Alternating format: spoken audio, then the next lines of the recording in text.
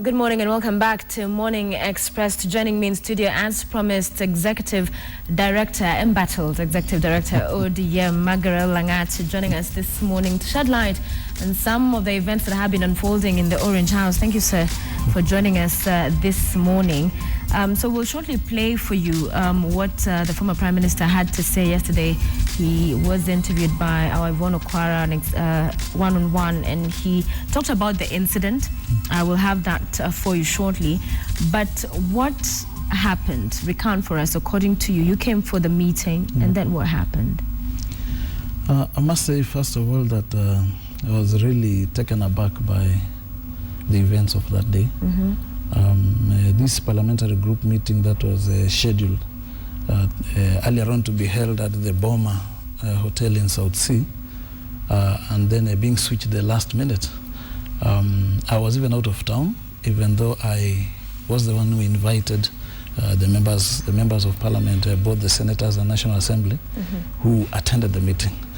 Because I was on duty in Kisumu anyway, right. Meeting the party leadership in Kisumu. So when I came back that morning, I was alerted by some people that there was something that had appeared in one of the columns of one of the dailies, popularly known as the Corridors of Power, which is basically a gossip column. Yeah. And that was it. So a number of people were trying to pick issues and say that that is me, and that I have said what it was rumored in that particular column. So basically I was not disturbed about it, because I knew it's just a rumor, which of course if anyone had issues with it, I would have expected that I would be called upon to to maybe shed more light.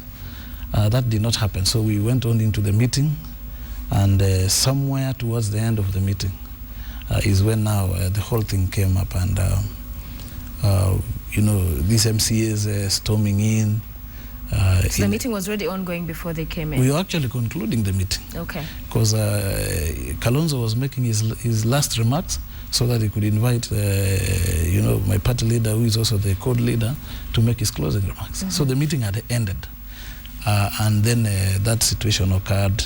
But looking at the manner in which they came in, ransacking my office, deflating my official car tires, and now coming in for me in the tent where we were having the meeting, and nobody really took any issue with this kind of I would say goons. All right, you said nobody took any issue. Yeah. Raila differs with that statement, so let's take a listen to what he said about it. Okay.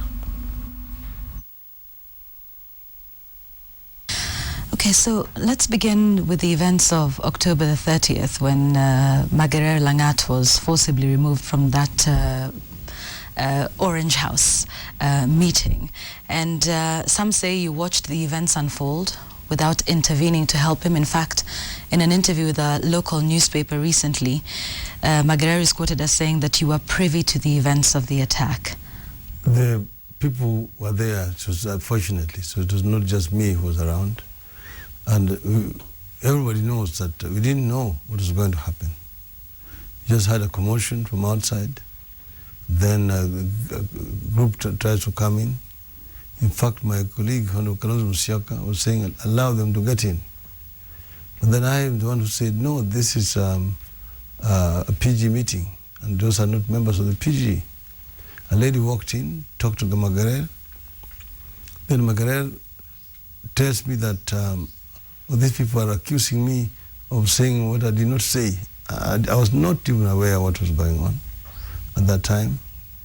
Then, as we tried to restrain these people coming in, they had already marched in, and then they got hold of Magarer walking out. I walked behind and ordered my askari to rush to help him, because I didn't know that they were just leading him out of the compound. I thought they were going to harm him.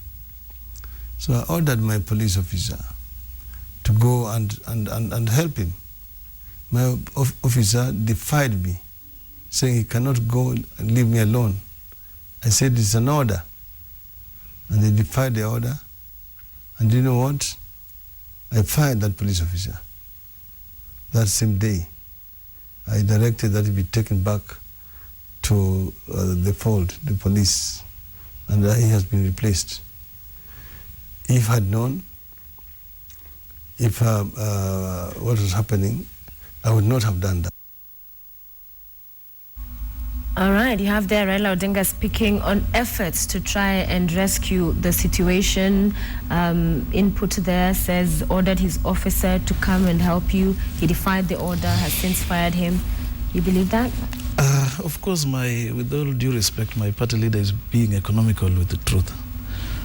He knows very well what he's saying that Kalonzo said is what he particularly said, that the MCAs could come in. Notwithstanding the fact that that was a meeting of parliamentary group, and MCAs are never members of the parliamentary group organ of the party. And I'm the one who did the invites.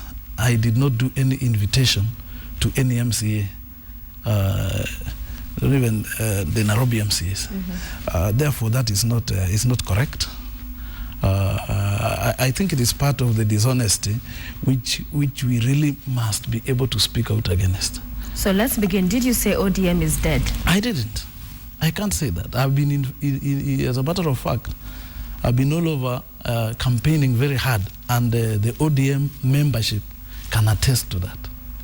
And I've just told you on those two occasions, I was actually addressing a meeting of the county branch executives in Kisumu. So and you know, if you are seen by especially the people of Kisumu that you are not supportive of the party, you know how they can react. But in that meeting, we did a very good meeting. I facilitated most of the programs that we were having in, and they did not have a problem. So what do you think motivated that, them coming to violently eject you on that particular day? I think there are bigger issues than what meets the eye. All the way from the botched election in February to the proposed changes that have been trying to push within the party in terms of revitalizing and rebranding the party, mainly as regards to procedures of nomination, elections, issuance of certificates, and most importantly, the political party's funding, which basically is a fund of government given to the political parties so that they can be able to expand and institutionalize political parties. So you mentioned the botched elections. What's the issue that these members who think you're a Jubilee mole that they have with you? Mole in the circles of ODM is a term that has been coined to suppress any opinions that are divergent and sometimes they don't agree. So where have you disagreed? Really in the way in which the party generally conducted itself during that time. You remember we did, and we tried to do an election, which I was at the center of it. And a lot of things normally happen behind curtains. And up to recently, I used to believe that ODM is a party that believes in what it says. And that has since changed anyway. We had that try in Kasarani, and you could hear even before that people saying that there is a preferred team.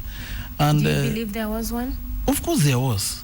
Yeah, that's the cause preferred of all by that. Who? The party leadership preferred some persons. Maybe they would have preferred people they can easily work with because they are still stuck in the past. They still believe that political parties are entities that are personalized. And the situation has changed, and the Kenyan people agreed to fund political parties so that they can be freed out of that kind of hold by those who would occasionally be financing it, and therefore have the say to have their way. Okay. Yeah. So my problem started there. An attempt was made many times to interfere with the delegates' list. Of course, listening to the voices from the ground that was yearning for change, new leadership within the party, and some quarters were unhappy. So immediately they coined this term now, that mole. And every time you are seen to be different, they say, no, you are doing that because you are a mole, you are representing someone. Somebody like me who has really been in this party for as long enough, 2006 to date, and I've even made big sacrifices for this party. Where I come from is the stronghold of Jubilee. And I stood very firm. And you know what even some of my colleagues who we were together did? They withdrew. Even the party leader himself alluded to that in the burial that we had in Litain. I fought for this party, and I believe that even losing my seat, if that is the cost, let it be. In an interview in a local newspaper, you're quoted as having said, back to that incident at the Orange House, that Raila was indeed behind that. Of course, that's the truth. Ejection. That's the truth. So you believed what? He hired these people, organized with them? Not really. You know, the previous night, a series of meetings, the previous day, a series of meetings were held. It's in the public domain in some hotels in this country. Okay. And even as early as that morning, calls were made to that majority leader. He knows that anyway, we are proceeding to court. He is going to talk all those things. But calls, we are aware calls were made. And they were asked to come to Orange House and help, remove someone. So all this pretense that all this thing is new, is not new. Even that security was sacked. I think it's been sacked unfairly, because basically, if they were in the know that this was going to happen, then he didn't probably see a reason for him to act differently. Yet people organize this thing. So and by the way, my party leader, with all due respect, does not only have one security officer. He has a number of them. And I do not see why one of them is accused of not doing anything. What was the other supposed to do? Some of them were even pushing me towards where these hooligans were, because I tried to seek refuge just behind where the party leader was sitting. So you think he wants you out because of not towing the line, not disagreeing on issues he perhaps basically to stand for? Basically, the headliners within the party probably could have advised him that the only way you can be able to deal with this situation is get this man out here so that they can have an easygoing person. And that is something that begs the question then that what's the meaning of democracy again? I mean, as far as ODM is concerned, it has a different meaning. It's not the one that we know. And I will continue speaking against that, whether I'm in ODM or out of ODM, because I believe in true democracy and the will of the people. Democracy is about allowing people to express themselves. And there's nothing wrong with someone saying, I would prefer this way and not that way. You also referred to Raila Odinga as a tyrant, that he paints himself as a democratic leader, but he's everything that's opposite to that. I mean, I worked with him, he's my friend, for, those years, so very closely. So when did it change from those times you worked with him and thought? You see, when you see the face, people have many faces. When you see the face that you think is it, you tend to believe, and I've told you I believed until recently. When we went to Kasarani,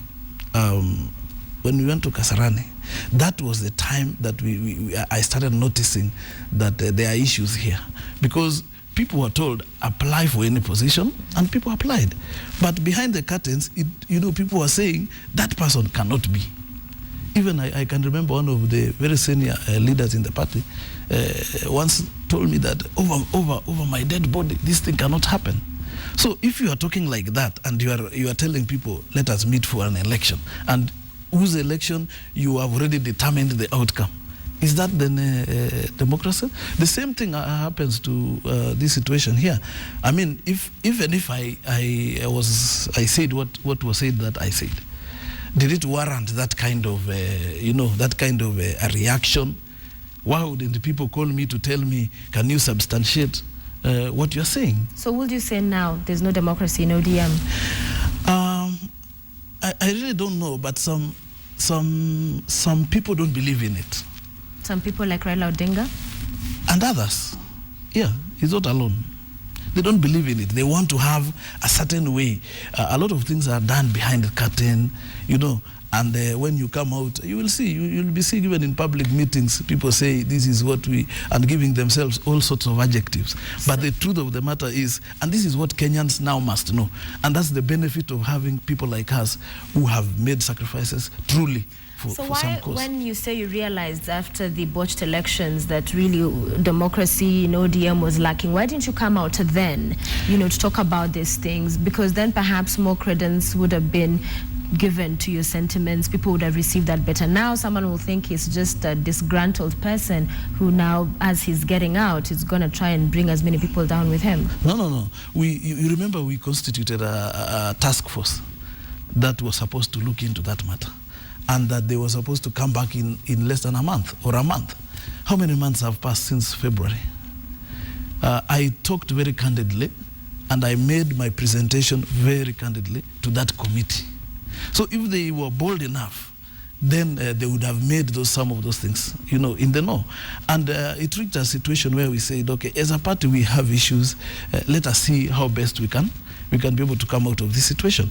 So, and that is the essence of having tried to do a cleanup, without really coming out in the open. So it's not that I could not come out. I could have done that. But I did actually, because I made a written submission, and I also, the unfortunate thing is that I don't know whether there was a live recording during that time of those presentations.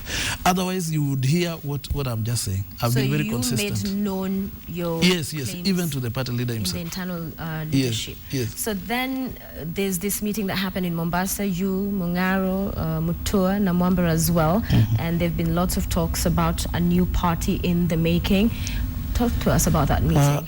I don't really think it's about a new party. What we just said is, why can't we as Kenyans rethink? Yeah, because we seem to be stuck. Those ahead of us, whom we thought now they are going to really make this, this country liberalized, and allowed to be democratic. Why can't we think? In fact, we just ask ourselves questions, although we just met and we were having some lunch, and those are the questions which kept lingering. Why is it that we are getting stuck every time we want to make progress? Again, we walk back every time, and we are still thinking. Even now, as we sit here, we want Kenyans to share with us. And I'm glad that really that meeting took Kenya by storm. It was not designed, though. But now it has given us an idea that there is something that Kenyans are expecting out of. And you've since held another with the same people? Not really. Okay, yeah, it was last evening. We just congregated again now that we are all in Nairobi here. And we said, what do you think about what people said? If you looked at the social media, there are all sorts of stories. Of course, apart from a loyalist of some people who keep thinking that, a challenge to the status quo is disloyalty or is disgruntlement or something. Majority of Kenyans from, both the divide, either the Jubilee side or the CORD side, are feeling that there is need for something fresh. All right, let's take a listen as well at what Raila Odinga had to say on now you being perceived as rebels and your colleagues and your meeting together. This is what Raila had to say.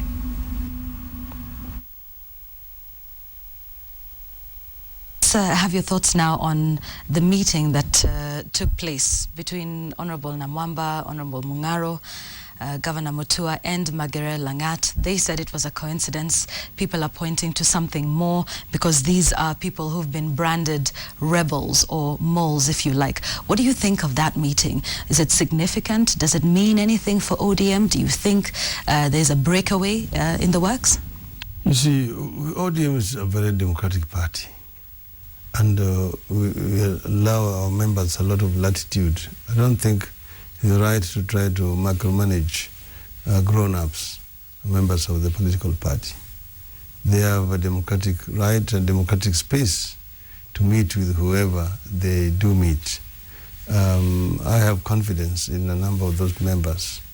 Honorable Namwamba has since come to see me and explained to me the circumstances under which that photograph was taken. And he has said he has no intention of leaving the party. That is going to remain very faithful to the party. I think there's a lot of speculation, particularly in the media.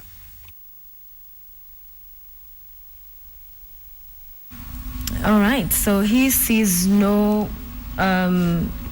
planning or plotting in terms of another party, but talked about Namwamba going to see him. Do you know what they discussed to Namwamba when he went to see him? First of all, I think, yes, they met. but on the request of the party leader himself. He asked Namwamba if he could see him. Yeah. And I remember seeing in the papers that there was a denial that there was no attempt to reach out to us, which annoys sometimes. But anyway, Ababu went there and they discussed. He tells me they had about 3 hours together and they discussed quite a range of issues, you know, ranging from what ails the party and trying to trace it back to the botched elections, because up to now we don't have a proper leadership within the party. The party leader is basically there because the constitution allows him to be there until until there is a proper handover. So he is actually in charge of the party, but we don't have anyone else other than a few of NEC members who are there by positions they hold within the party, like the whips, the women leader, and the youth leader, and about 3 others who did not get competitors. We actually do not have a complete NEC. So for me, they talked. And like he says, there shouldn't be any worry if people meet. In any case, how many people meet in various places in Kenya per day? So why would a meeting of Namwamba, Magarer, and Mutua, and Mungaro be an issue? You said that elections, if they were held today in ODM, free and fair, open elections, that Namwamba would by a landslide win that particular election, but said that that will not happen because the leadership will work to ensure that somehow Secretary General, the leadership, your position perhaps is taken by a lawyer, and then argue out then that you can also not have a Secretary General that is from the same region. Such are the schemes. Yeah, because the idea is that people who have worked so hard in this party are the people who are never rewarded and never seen. There are people who work behind the curtains. And even if you listen to the raw footage of what was happening during that scuffle, you will hear voices in the Luo saying that Magarer should go, this is our party, aende kwa Ruto, those kind of things. As a matter of fact, I've never had a conversation with William Ruto for the last nearly 2 years. And, for people to have sat and thought that this is what has been happening, tells you that there are some people who still believe the party is a property of a certain section of Kenyans here. And for me, that one is really a sad story, especially for a big party like ODM. So because every time now, you push the Costarians, people have been working out on this party always, and people still want more people to go out, and they are expecting to win presidency. How do you win it? Do you think Raila is threatened by Ababu Namwamba, that he thought at that particular time if Ababu had taken over in that entire team, that it would have changed the dynamics in ODM? Raila is not threatened, but his shenanigans are who are working around him. And therefore they have taken the party leader hostage. And let me tell you, even though people say that, the party is in charge, we know who is in charge. You saw goons even daring to declare themselves that they have taken over positions, overturning a NEC decision which was chaired by Raila himself. And nothing has happened. If you work, they are working scot-free. So do you really believe those people are just working alone? So why not leave? You're not happy with this party. You're now saying there's no democracy. Why are you staying? I think I have a right to associate anywhere. And that does not mean I should not express. No. I agreed earlier. And if you followed my statement, I don't agree. So why stay? So I'll be stating my decisions going forward. I don't want to run away. Let me tell you so that you understand. Yes. We cannot accept also other Kenyans to hound other Kenyans everywhere. This party we build, all of us. Let me tell you, people came from different parties. Some of us were in other parties, others were in LDP. So when they came together after the no campaign of 2005, there was no ODM. All these people created this party. So no one can claim the dominance of saying that this is my party. But it was a movement. Although analysts will argue that if today Raila Odinga said, you know what, okay, let me leave this party to you and go form another party, say Okoa Kenya. Yes. ODM which is already formed anyway. ODM then would be a shell, that it is Raila Odinga that makes ODM what it is. That I when agree. He leaves, and the reason why many of you will continue to fight but from within is because it is the man, the politician, Raila Odinga, that gives it that gravitas. I agree with you that he is the man who gives it gravitas, but also the equal contribution, whether small, from other parties. For example, ODM is a national party. Everybody says that. How is it national? Is it national by just being domineered or by having Raila? Or Raila Odinga was the leader of NDP, LDP, all those other parties. It did not get the face that ODM has. Look at Coast, for example. They nearly turned the whole former province of Coast as an ODM province. So you cannot say that ODM means that, it is Raila. As a matter of fact, people have registered Okoa Kenya Party. So, and the people who have registered Okoa Kenya Party are seated with the Prime Minister. So it means that every Kenyan is trying. They know that probably what is holding us back in ODM is because of the political party's funding that cannot be given to any other political party other than ODM by law. So we have to hang on, so that we can access this resource, and probably when the time is right, people can go. That's why no one cares whether ODM disintegrates, because probably people have made up their minds. So you're staying in for the resources? No, not really. For me, I've said I'm going to be making my future known. I'm a young politician, and I don't cling because of small things about the party. Yeah. I believe that we can create a Kenya that is accommodative to everyone. Would you join URP? I'm not in a hurry, but basically now I want to busy myself with rallying Kenyans to stand against political intolerance and violence. That's really my thing, which I want to do between now and going forward at the next election. Do you think Raila should buy for the next elections? He has a right as a Kenyan. He has a right. Would you vote for him as president? No. Why not? I have my reasons. Give us two. I said I have my reasons. Right, let him come to the ballot, and then we will argue our points. If probably things will have changed, that we can, and we are convinced that things have changed. So you think he's portraying himself differently from the person he really is? That's your... I really believe so. I really believe so. Yeah. That he's deceiving Kenyans? Yeah. Putting out... a face that is not his. Yeah.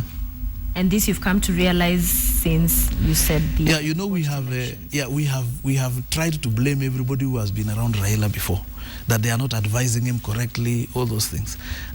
Fortunately, I had an opportunity to now be one of those people, and I know what I'm talking about. Okay. Sometimes you say, okay, this is the way, let us do this. Mm-hmm. It can't be done. And sometimes it is just outrightly pushed out. And if you become persistent, then you become a mole. So you said you're moving to court, finally? Yeah, I'm moving to court. Who are you suing?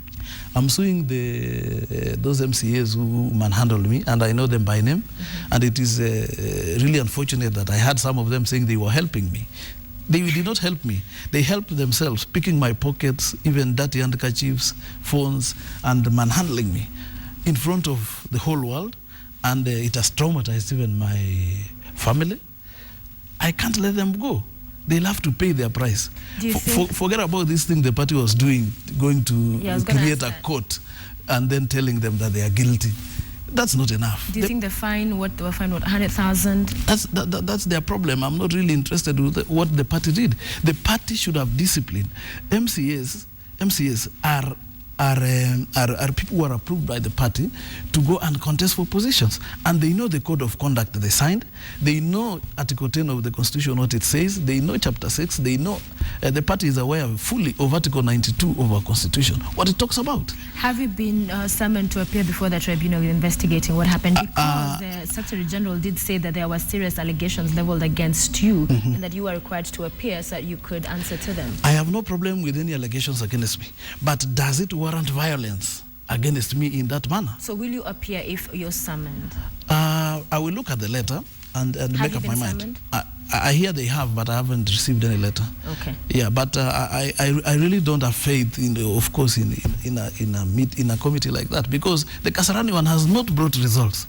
And we really spent time and resources to feed the Kasarani, the Nyukuri Commission, whatever we call it in ODM, mm-hmm. and it never came to pass. So this is just it's history repeating itself, so that the media can get themselves out of this matter.